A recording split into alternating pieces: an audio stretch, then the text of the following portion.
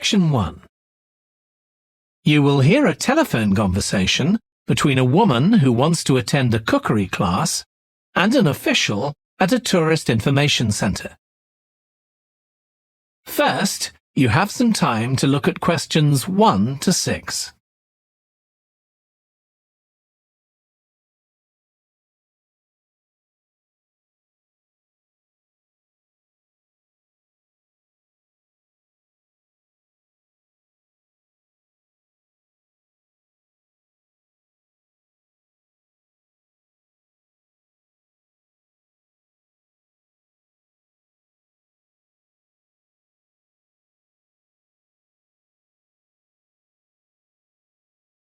Now we shall begin.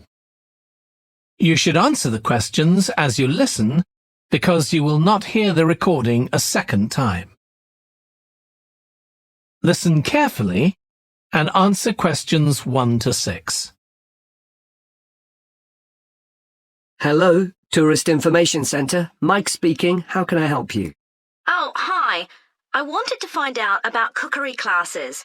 I believe there are some one-day classes for tourists. Well, they're open to everyone, but tourists are always welcome. OK, let me give you some details of what's available. There are several classes. One very popular one is at the food studio. OK. They focus on seasonal products, and as well as teaching you how to cook them, they also show you how to choose them. Right, that sounds good. How big are the classes? I'm not sure exactly, but they'll be quite small. And could I get a private lesson there? I think so. Let me check. Yes, they do offer those. Though, in fact, most of the people who attend the classes find it's a nice way of getting to know one another. I suppose it must be, yes. And this company has a special deal for clients where they offer a discount of 20% if you return for a further class. OK, but you said there were several classes. That's right.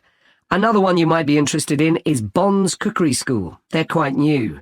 They just opened 6 months ago, but I've heard good things about them.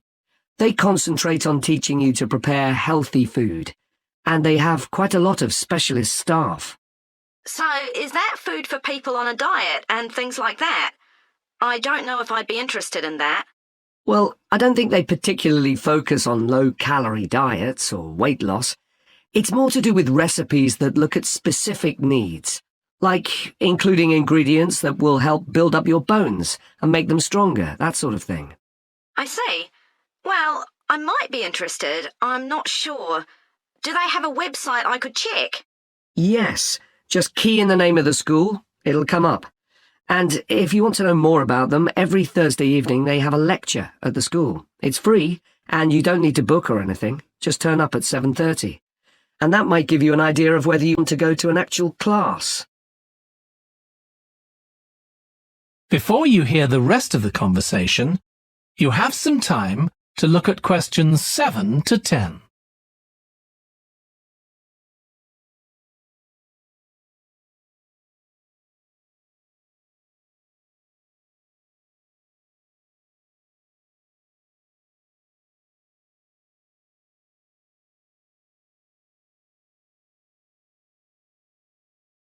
Now listen and answer questions 7 to 10. OK, there's one more place you might be interested in. That's got a rather strange name. It's called the Aretsa Centre. That's spelled A-R-R-E-T-S-A. OK. They've got a very good reputation. They do a bit of meat and fish cookery, but they mostly specialise in vegetarian dishes. Right. That's certainly an area I'd like to learn more about. I've got lots of friends who don't eat meat. In fact, I think I might have seen that school today. Is it just by the market? That's right. So they don't have any problem getting their ingredients. They're right next door. And they also offer a special 2-hour course in how to use a knife. They cover all the different skills, buying them, sharpening, chopping techniques. It gets booked up quickly, though, so you'd need to check it was available. Right, well, thank you very much. I'll go and check that out. That is the end of section 1. You now have half a minute to check your answers.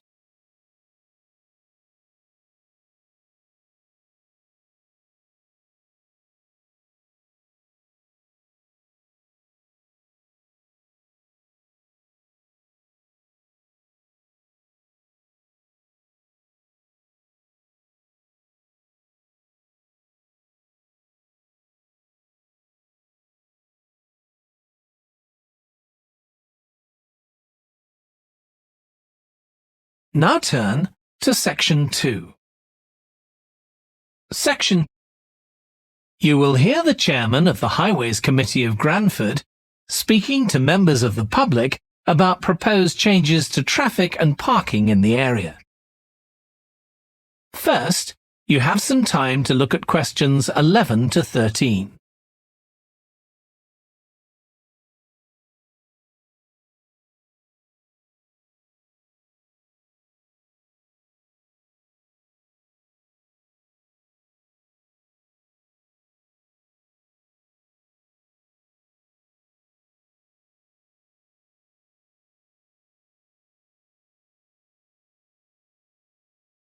Now listen carefully and answer questions 11 to 13. Good evening, everyone. My name's Phil Sutton, and I'm chairman of the Highways Committee. We've called this meeting to inform members of the public about the new regulations for traffic and parking we're proposing for Granford. I'll start by summarising these changes before we open the meeting to questions. So, why do we need to make these changes to traffic systems in Granford? Well, we're very aware that traffic is becoming an increasing problem. It's been especially noticeable with the increase in heavy traffic while they've been building the new hospital. But it's the overall rise in the volume of traffic of all kinds that's concerning us. To date, there's not been any increase in traffic accidents, but that's not something we want to see happen, obviously. We recently carried out a survey of local residents, and their responses were interesting. People were very concerned about the lack of visibility on some roads due to cars parked along the side of the roads. We'd expected complaints about the congestion near the school when parents are dropping off their children or picking them up. But this wasn't top of the list, and nor were noise and fumes from trucks and lorries, though they were mentioned by some people. We think these new traffic regulations would make a lot of difference, but we still have a long way to go. We've managed to keep our proposals within budget, so they can be covered by the council. But of course it's no good introducing new regulations if we don't have a way of making sure that everyone obeys them. And that's an area we're still working on with the help of representatives from the police force. Before you hear the rest of the talk, you have some time to look at questions 14 to 20.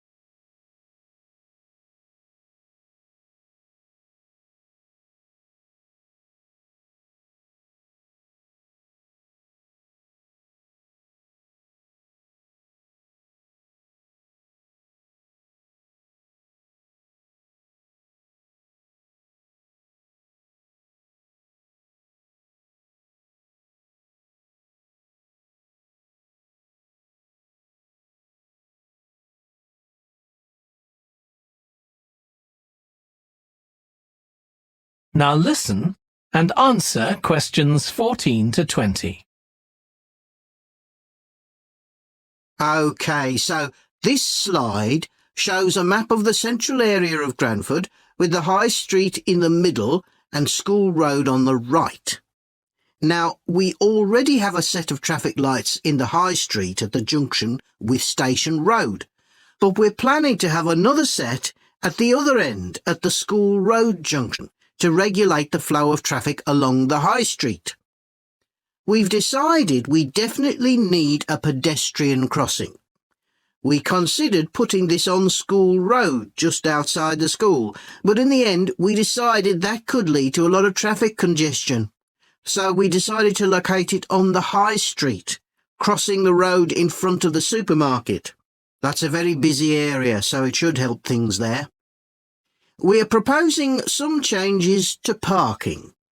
At present, parking isn't allowed on the High Street outside the library, but we're going to change that and allow parking there, but not at the other end of the High Street near School Road. There'll be a new no parking sign on School Road just by the entrance to the school, forbidding parking for 25 metres. This should improve visibility for drivers and pedestrians, especially on the bend just to the north of the school.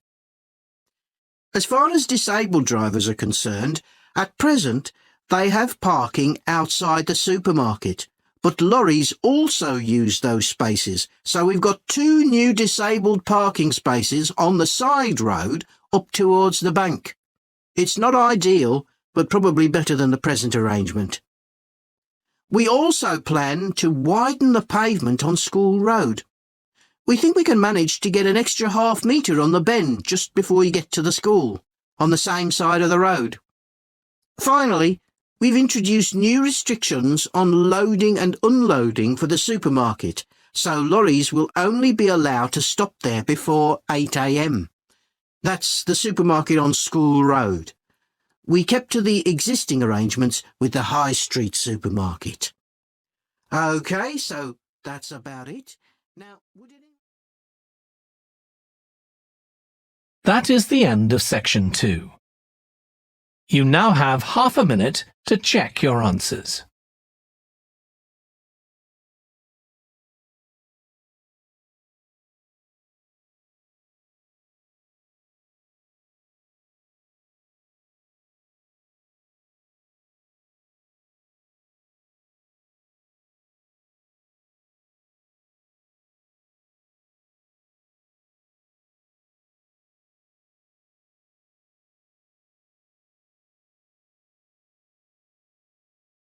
Now turn to section 3.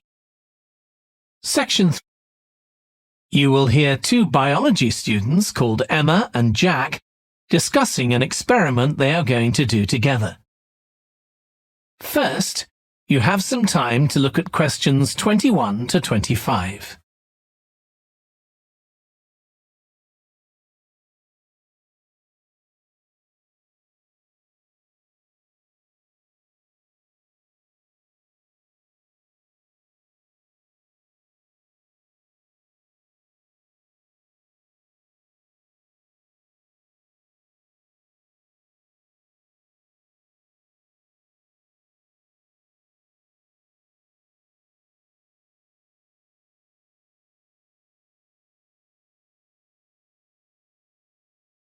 Now listen carefully and answer questions 21 to 25.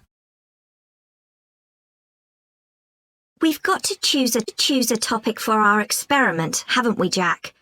Were you thinking of something to do with seeds? That's right. I thought we could look at seed germination, how a seed begins to grow. OK. Any particular reason? I know you're hoping to work in plant science eventually. Yeah, but practically everything we do is going to feed into that. No, there's an optional module on seed structure and function in the 3rd year that I might do. So I thought it might be useful for that. If I choose that option, I don't have to do a dissertation module. Good idea. Well, I thought for this experiment, we could look at the relationship between seed size and the way the seeds are planted. So we could plant different sized seeds in different ways and see which grow best. OK. We'd need to allow time for the seeds to come up. That should be fine if we start now. A lot of the other possible experiments need quite a bit longer. So that'd make it a good one to choose. And I don't suppose it'd need much equipment. We're not doing chemical analysis or anything. Though that's not really an issue. We've got plenty of equipment in the laboratory. Yeah, we need to have a word with the tutor if we're going to go ahead with it, though. I'm sure our aim's okay. It's not very ambitious, but the assignment's only 10% of our final mark, isn't it? But we need to be sure we're the only ones doing it. Yeah, it's only 5% actually, but it'd be a bit boring if everyone was doing it. Did you read that book on seed germination on our reading list? The one by Graves? I looked through it for my last experiment, though it wasn't all that relevant there. It would be for this experiment, though. I found it quite hard to follow. Lots about the theory, which I hadn't expected. Yes, I'd been hoping for something more practical. It does include references to the recent findings on genetically modified seeds, though. Yes, that was interesting. I read an article about seed germination by Lee Hall. About seeds that lie in the ground for ages and only germinate after a fire. That's the one. I knew a bit about it already, but not about this research. His analysis of figures comparing the times of the fires and the proportion of seeds that germinated was done in a lot of detail. Very impressive. Was that the article with the illustrations of early stages of plant development? They were very clear. I think those diagrams were in another article. Before you hear the rest of the discussion, you have some time to look at questions 26 to 30.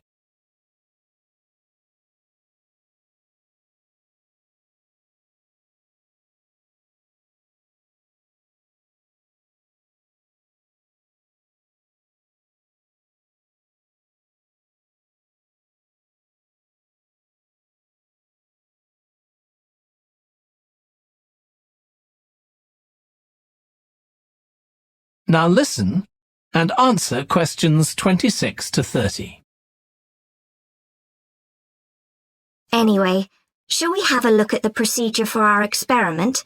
We'll need to get going with it quite soon. Right. So the first thing we have to do is find our seeds. I think vegetable seeds would be best, and obviously they mustn't all be the same size.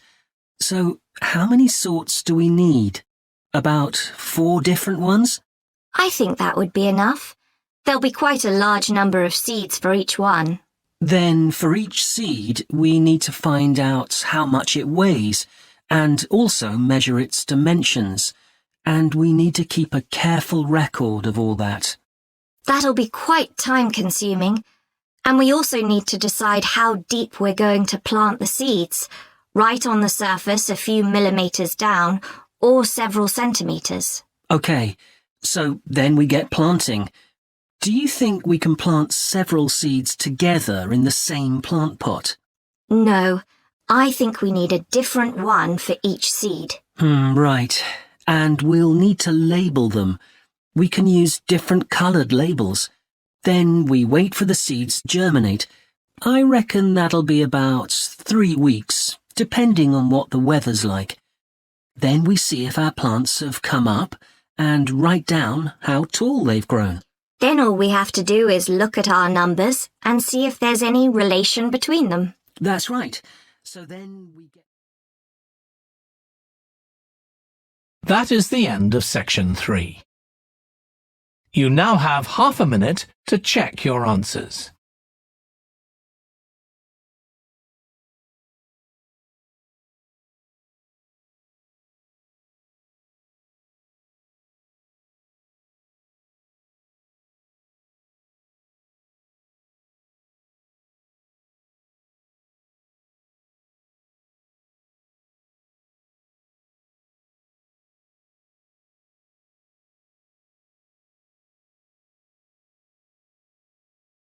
Now turn to section 4. Section 4. You will hear part of a lecture on an environmental studies course about recent research on how animals are adapting to urban environments. First, you have some time to look at questions 31 to 40.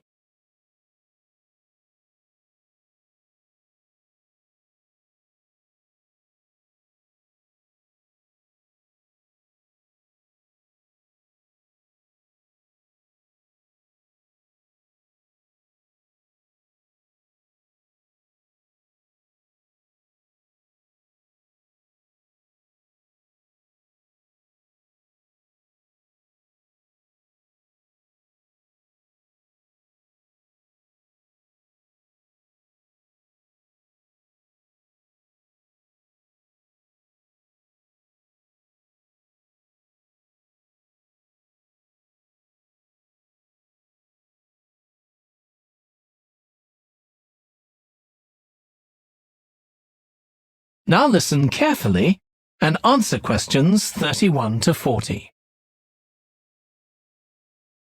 Hi. Today we're going to be looking at animals in urban environments, and I'm going to be telling you about some research on how they're affected by these environments.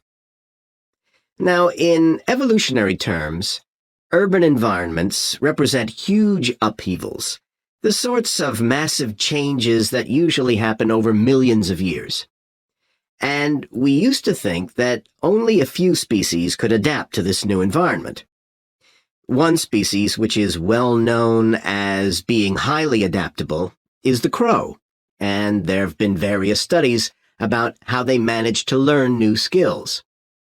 Another successful species is the pigeon, because they're able to perch on ledges on the walls of city buildings, just like they once perched on cliffs by the sea. But in fact, we're now finding that these early immigrants were just the start of a more general movement of animals into cities, and of adaptation by these animals to city life. And one thing that researchers are finding especially interesting is the speed with which they're doing this. We're not talking about gradual evolution here. These animals are changing fast. Let me tell you about some of the studies that have been carried out in this area. So, in the University of Minnesota, a biologist called Emily Snellrud and her colleagues looked at specimens of urbanized small mammals such as mice and gophers that had been collected in Minnesota and that are now kept in museums there. And she looked at specimens that had been collected over the last 100 years, which is a very short time in evolutionary terms. And she found that during that time, these small mammals had experienced a jump in brain size when compared to rural mammals. Now, we can't be sure this means they're more intelligent, but since the sizes of other parts of the body didn't change, it does suggest that something cognitive was going on. And Snellrud thinks that this change might reflect the cognitive demands of adjusting to city life, having to look in different places to find food, for example, and coping with a whole new set of dangers. Then over in Germany, at the Max Planck Institute, there's another biologist called Katharina Miranda, who's done some experiments with blackbirds living in urban and rural areas. And she's been looking not at their anatomy, but at their behavior. So, as you might expect, she's found that the urban blackbirds tend to be quite bold. They're prepared to face up to a lot of threats that would frighten away their country counterparts. But there's one type of situation that does seem to frighten the urban blackbirds, and that's anything new, anything they haven't experienced before. And if you think about it, that's quite sensible for a bird living in the city.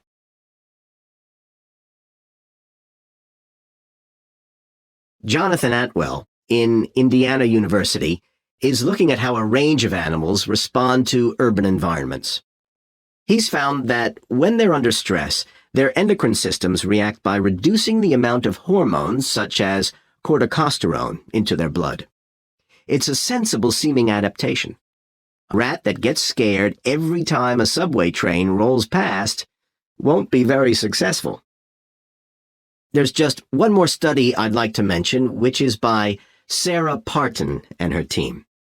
And they've been looking at how squirrels communicate in an urban environment, and they've found that a routine part of their communication is carried out by waving their tails.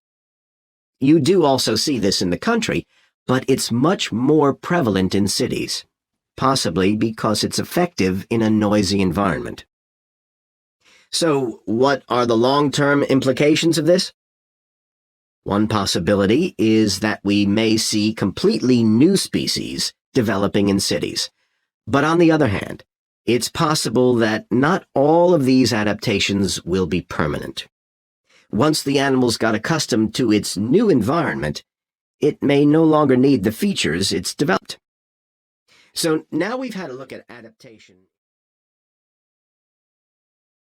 That is the end of section 4. You now have half a minute to check your answers.